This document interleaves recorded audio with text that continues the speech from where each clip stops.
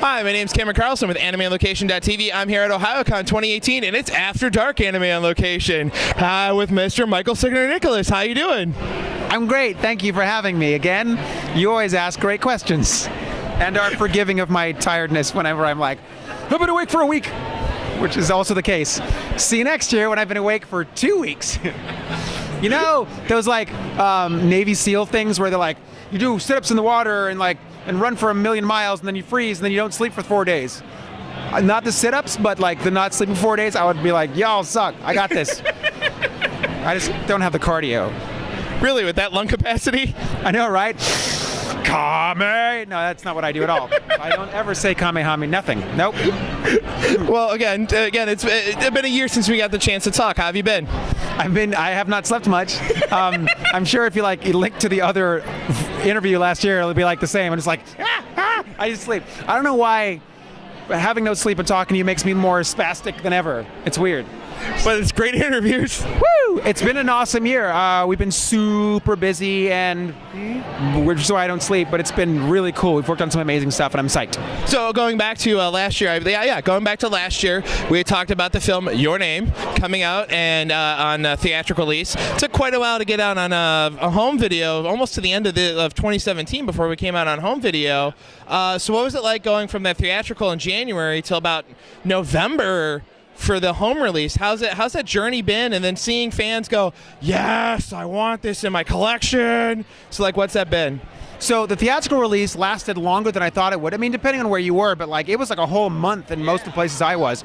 I actually had a layover in Phoenix where my plane broke and we had to stay there for the night. So I called up a friend and went there. I made a weird YouTube video where I go to see it and I kind of vlogged about it. It's weird. I don't know how to make a vlog. I respect the people who do, but I was like, I'm going to this movie and it's my friend, and then some kids were like, are you a vlogger? Are you a YouTuber? I'm like, no.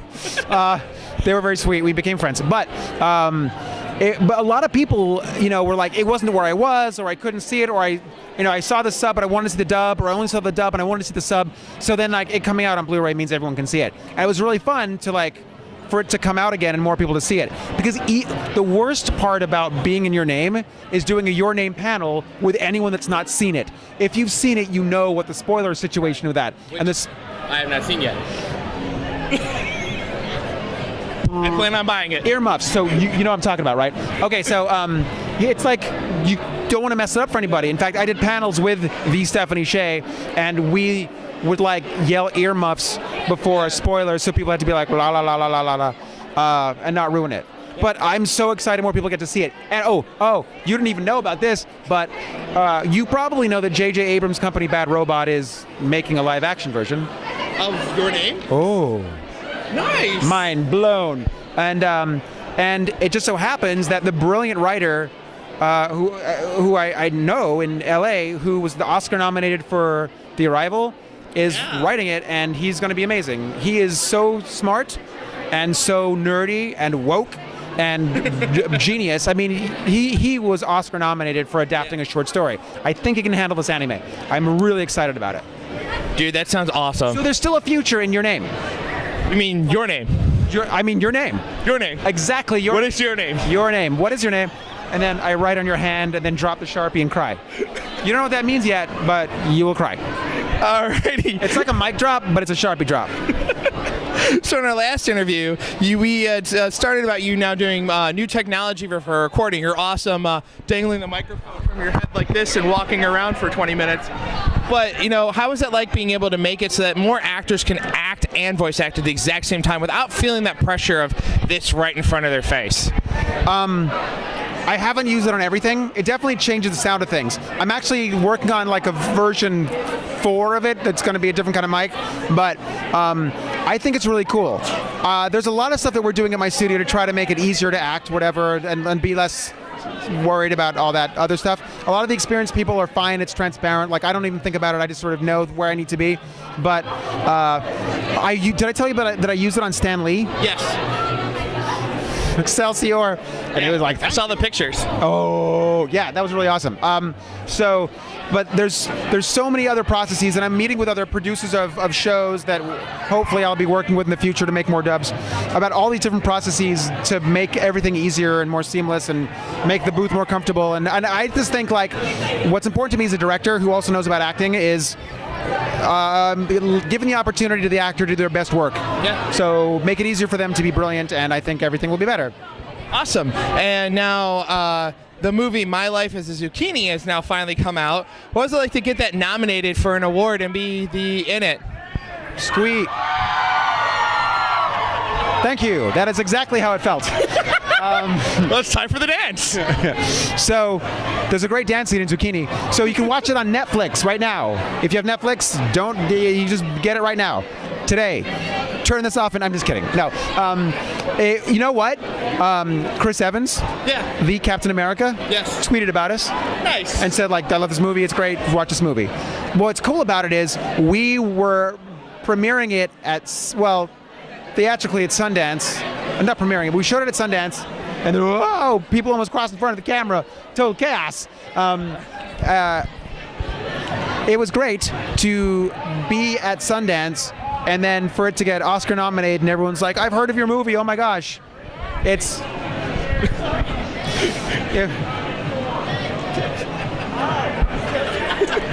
It's okay, it's okay. Woo, rave. Glow sticks life. So Woo, come in, yeah. Oh, nice gloves. He's here for the rave. poignant.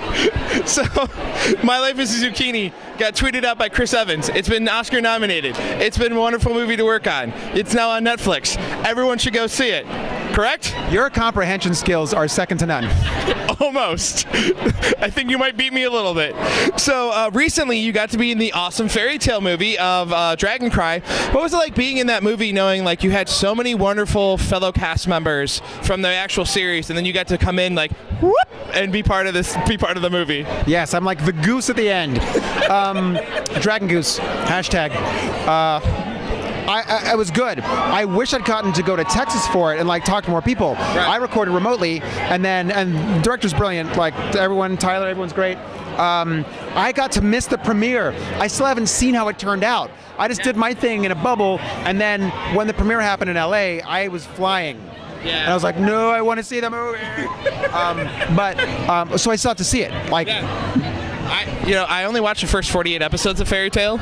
I'm bad about that because it was on Netflix and that's all they had up there at that time.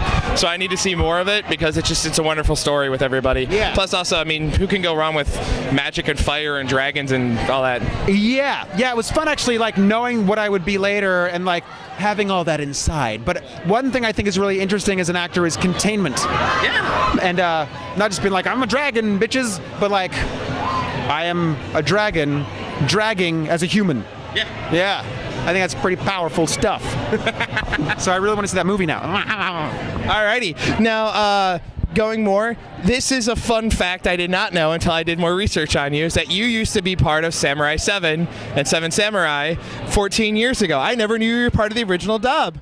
So what's it like knowing that more and more fans are still picking it up and still watching it to this day, learning about Kurosawa and his work that then influenced the anime? They are? I mean, dude, I have the original box set that has the full 7 discs that flip out, and then on top of that, the art booklet that goes with it. You want to hear the fun story? So here's a fun story on how you can really be cool about buying anime legally at a cheap price just by chance. So I went to Best Buy, they had the Viridian collection, which was a thin pack, all 7 discs, right?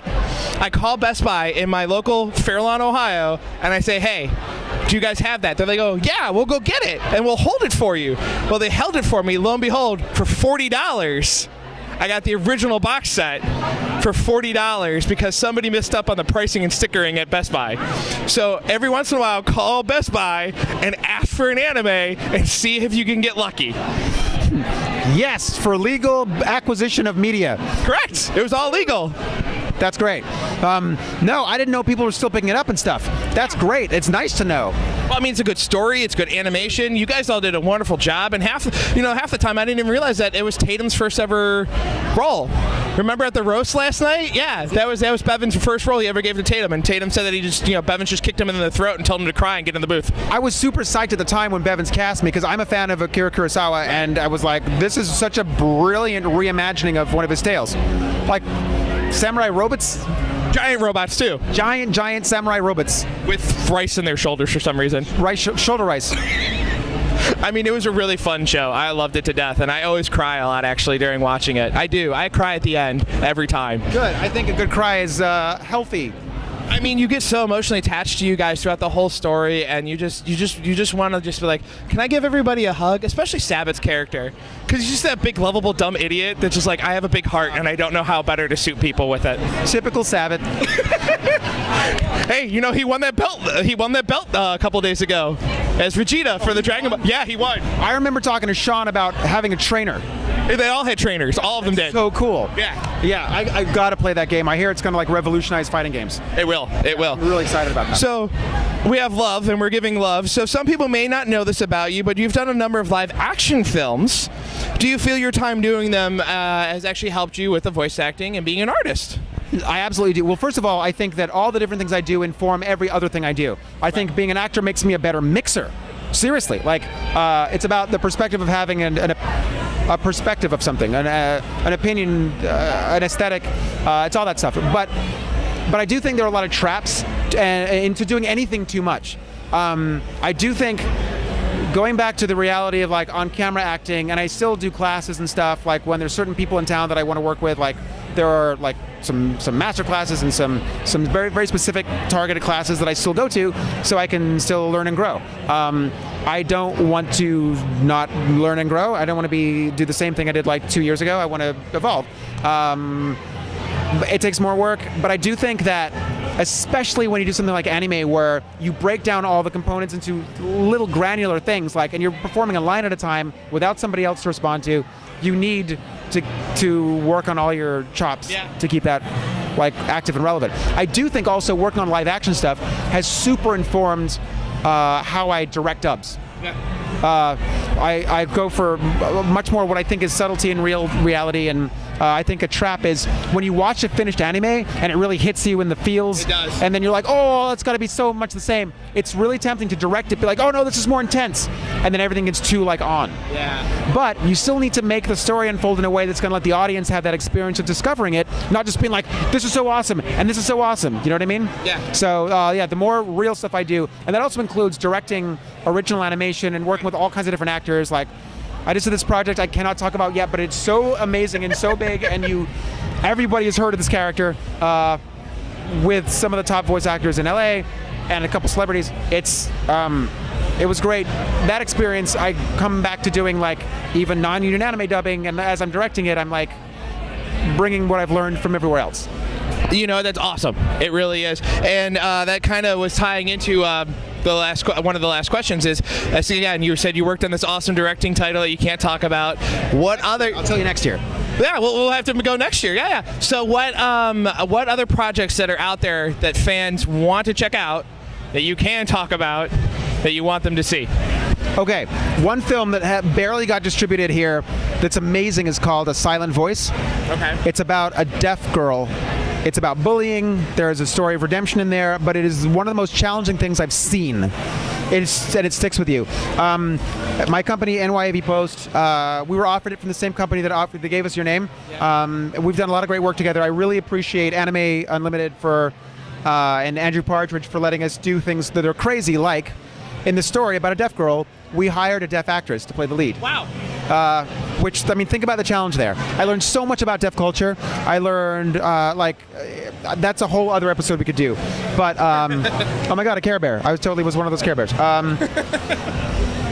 So that movie is actually going to be in Columbus next weekend. Wow. They're going to show the dub and the sub theatrically. I don't know who's got the home video rights or home entertainment rights. Right. That should come soon, I hope, because it's a really important film. That's great. We just premiered Lou Over the Wall at Sundance a week ago. Yeah, I saw your tweet. Yeah, Masaki Yuasa. It's so good. Yeah. And there's a lot of stuff. It's not Your Name at all, but I feel like the small town, Steph and I doing a lot of work together in it, something felt reminiscent of Your Name to me in there. The mermaid, Christine Marie Cabanos, was incredible. Yep. She actually, naturally, without me EQing or futzing anything, sounds like the damn mermaid, who was a 13-year-old girl in Japan with all kinds of processing. It like freaked out Yuasa. Apparently, like in the Japanese version, this character sings, and they had to sample her voice and like play it all around. Christine just sings it straight, pinching her voice, and the whole Japanese team, the producers, distributors, and creator were like, "Ah!" It's amazing. Yeah. Big shout out to Christine. I saw her tweet about being at Sundance and being interviewed about it. It was so good. Yeah. There's a show on Verve, VRV, called Last Man. Yeah. It is epic good. We're just finishing right now Gundam Seed and Destiny, which is like 100 episodes, like lickety split. It's great that we got to redo it and like, you know, make a new fresh English dub for it. There's more Gundam The Origin coming out.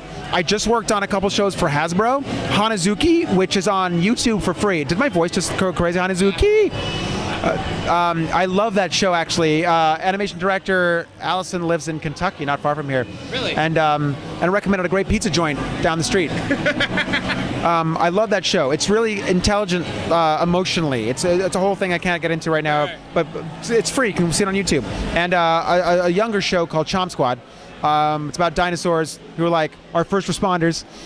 Dinosaurs are always cool. That fight fires. Bunch of games I probably can't talk about, and yeah, Lou Over the Wall is the newest one we just released. Bird Boy is a Spanish film that was up for Oscar contention. Yeah. It's so weird. It's really dark, but also kind of funny, and didn't get Oscar nominated, but was close. Yeah. So there's that. That's my short list. Alrighty. So as the floor keeps bouncing underneath us from the rave, what final? How can we keep up with you online as you bounce? And what final message do you want to give to your wonderful fans that are watching us bounce to the rhythm?